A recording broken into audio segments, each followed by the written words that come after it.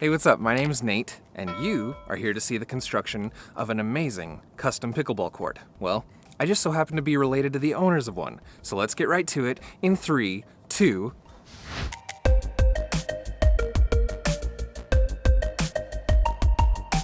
So here we are at my parents' home in Utah, and as you can see, it's already an amazing place to have their family and friends over to have a really good time. But since they moved here a few years ago, there's been one area that just wasn't quite utilized the right way. Their driveway actually continued down around the back of the house and took you down to the pool area. And there were large planter boxes on either side of it that had lots of bark and large rocks and some trees. And while it was nice to look at, it could have been used for activities that were so much more fun.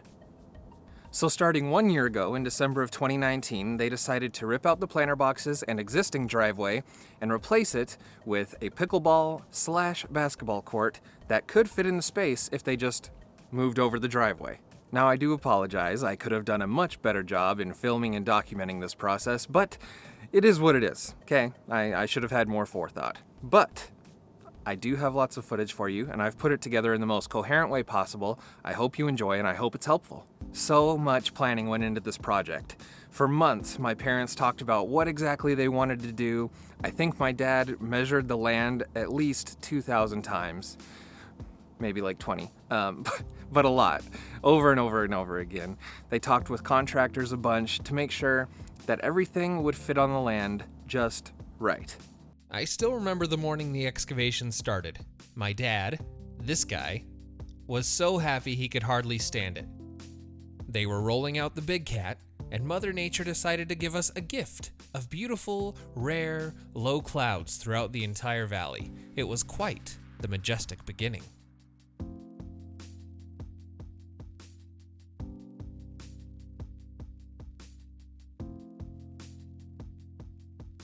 Then the fun of ripping out the old driveway began.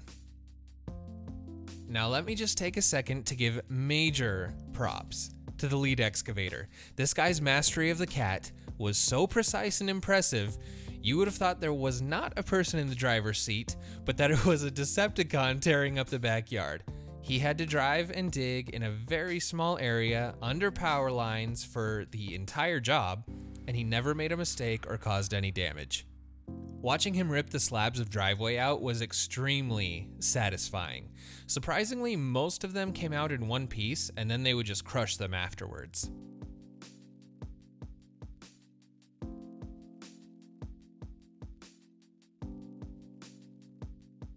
Then, in order to be able to move down the hill, he started pulling boulders out. And the driver was definitely organized. He laid all of the good, reusable boulders in a separate pile from the rest of the debris that they would haul out later.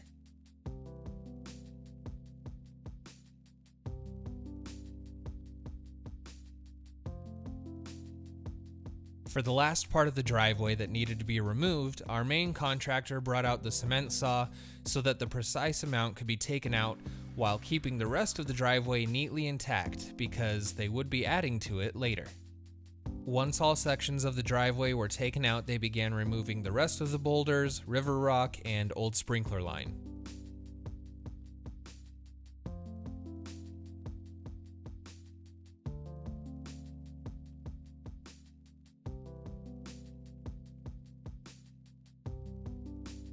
I included this vertical shot from the garage just because it felt like I was hiding from a T-Rex or something. Don't judge me. Moving on. On a different day, a new driver showed up to work the Bobcat.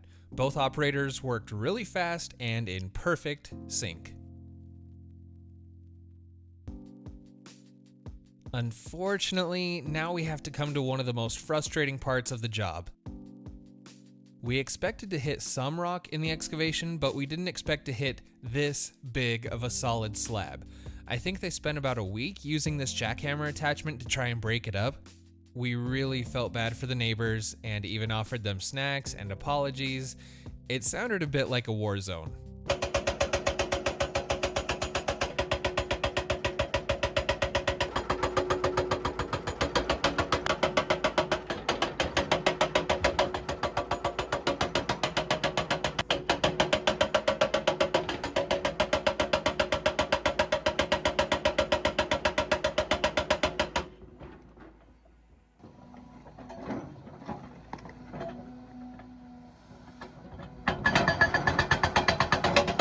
While the main operator worked on breaking up the rock shelf, the other operator began the detailed shaping of the walls of the court.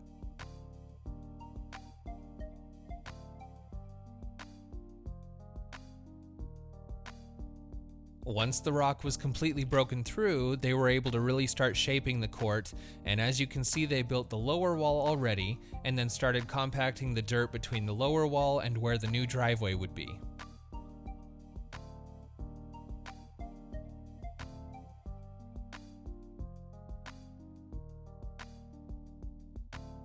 One tricky part of the excavation was removing just enough rock from the main wall to give space for the court, while leaving some boulders in place so that the upper driveway wouldn't collapse.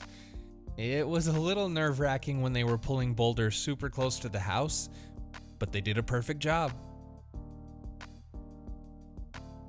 Okay, on this day, things started to get really exciting because they began carefully building the rock wall that would separate the new driveway from the court. There were a lot of discussions about how exactly to build this wall, like whether to have it the same height all the way, like a regular wall, or how tall to build it, etc. The final look of the court, and the yard as a whole, and safety of course, were all reasons that there were many decisions made along the way of this process as well. Now, because the property ended up being not quite big enough for the new driveway to go all the way around the court without having to drive on one corner of the court, they actually reinforced it with rebar and made sure that the part of the driveway that mixed with the court was level. We were worried about cars driving over that corner of the court, but the project has been finished for a few months now, and we've driven over it quite a bit. There are no tire marks on the court, and we haven't cracked its cement. In order to get the court to be the right size, they actually had one side of it based on the boulders of the lower wall. They did a great job of framing and reinforcing everything so that this move wouldn't jeopardize the integrity of the cement. And yes, there was one water pipe we had to relocate a little bit. Concrete pouring time. A full crew was brought in to pour the concrete. They worked fast and did an incredible job. They started with the court and then moved their way up the driveway. I wasn't able to be there for this part of the construction, but my dad got some great footage. As the concrete on the court dried, they placed the posts for the fence and made sure they were spaced right and level. Because this was being done in the middle of winter, they had to let the court dry and set for a long time before they did any more work on it. So they left giant tarps for us to place on the court overnight and then take off during the day so that it could get some sun. I don't remember how long we let it set, but it was quite a few days. When the concrete had set and was ready to be worked on, they came back and cleaned it so that it would be ready for the next part of the process, which was putting a few coats of their special court paint down, drawing the lines, and installing the basketball hoop and the pickleball net. Next, they installed the chain link fence. I will admit that I wanted them to put a taller fence, like 6 or 10 feet, so that basketballs and pickleballs wouldn't fly over it. But they decided to go with a 4-foot fence so that it would be just enough to block most of the rogue balls and not take away from the aesthetic of the yard. In the end, they definitely made the right choice about the fence because balls rarely go over it, and when they do, if they go down below, they're easy to go get, and if they are hit up above onto the driveway, it acts as a perfect ball return. Also, there's not a 6, 10, or 15-foot fence ruining the look of the backyard or blocking the view from the backyard. The new driveway had some interesting slopes and curves in it, and is very steep, so the cement work had to be done really well and really fast. And it was. The crew did a wonderful job. Depending on how the boulders were placed or already buried in the ground in some places, the cement was poured right up against the boulders, and in other places there was a space left to pour gravel in between the boulders and the court or driveway. The areas where the concrete goes right up into the boulders actually looks really cool, but if we had done that everywhere, there would have definitely been a lot more cracks in the cement by now, and putting gravel along certain sides has allowed us to lay solar lights along the court and driveway. When the cement work was finished and dry, it turned out beautifully, and it blended together really well. I'm sorry that I don't have any footage of the installation of the tall LED court lights, but the ones my parents chose turned out to be perfect. All they did was bolt them into the cement down below in the old driveway, and they put out the perfect amount of light and really make the court look official. After the lights and pickleball net poles were installed, speaking of which, the poles and net are removable, all that needed to happen was a few coats of their special paint. We were so excited to be able to walk on it for the first time. And of course, when the contractor gave us the go-ahead, I had to do a test drive on it to make sure that it was easy to drive up and down the driveway and that nobody would damage their car on the rocks. It turned out that the final turn around the corner of the court going from the new driveway to the lower old driveway was just a bit tight. To remedy this, my parents decided to take away a section of the fence for the pool area and install a new section of that fence, but just further back, closer to the pool, that would allow for an easier turn and for the gate to be opened farther if someone just wanted to pull into the pool area and then reverse down the lower part of the driveway instead. But overall, the driveway was great, and everyone who has driven on it so far has not had a problem. Next, the sport court crew, that was hard to say, came back to lay down some primer coats and a few coats of the final court paint and the boundary lines. My parents and I discussed what color the court should be throughout the entire process. It was hard to make up our minds. There are so many great color combinations that we could have used. At first we thought of some sort of red combination because down here in the desert, red rock is very popular. Then we thought about blue and gray combination just because it would look really nice, but we didn't want the blue of the court to mimic and fight with the blue from the pool, so we finally decided on a light gray border and a dark gray center of the court. We still feel that this is a great decision. It's classy, looks inviting but not childish, and doesn't fight with any other colors or elements on the property.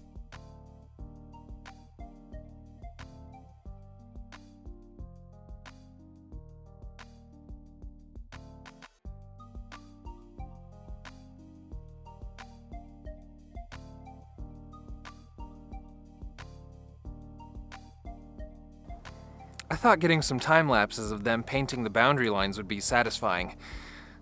I was right.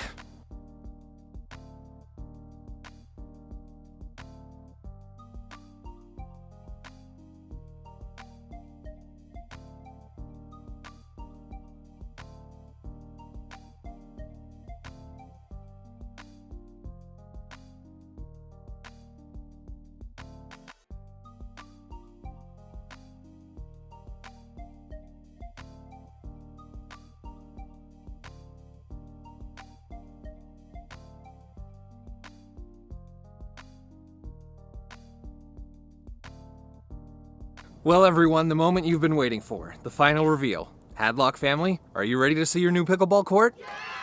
Driver, move that!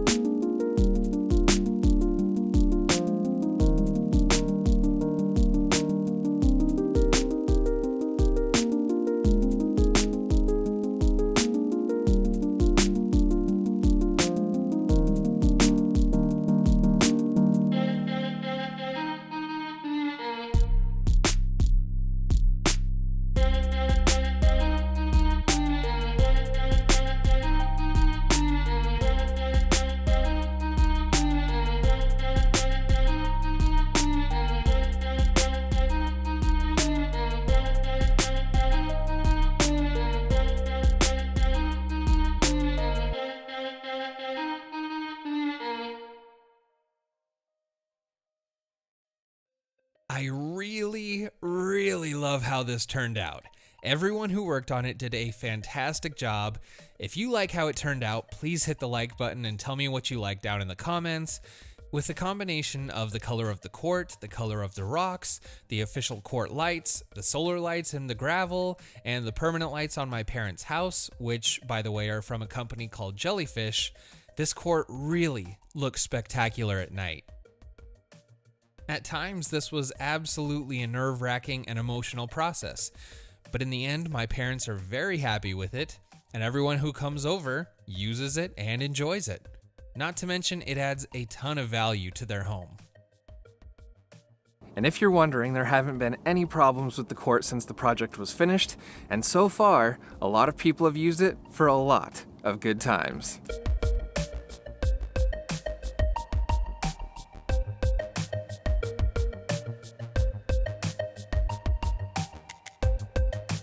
I hope this was a fun video to watch, and I really hope that it was helpful to those of you who are thinking about taking on a similar project.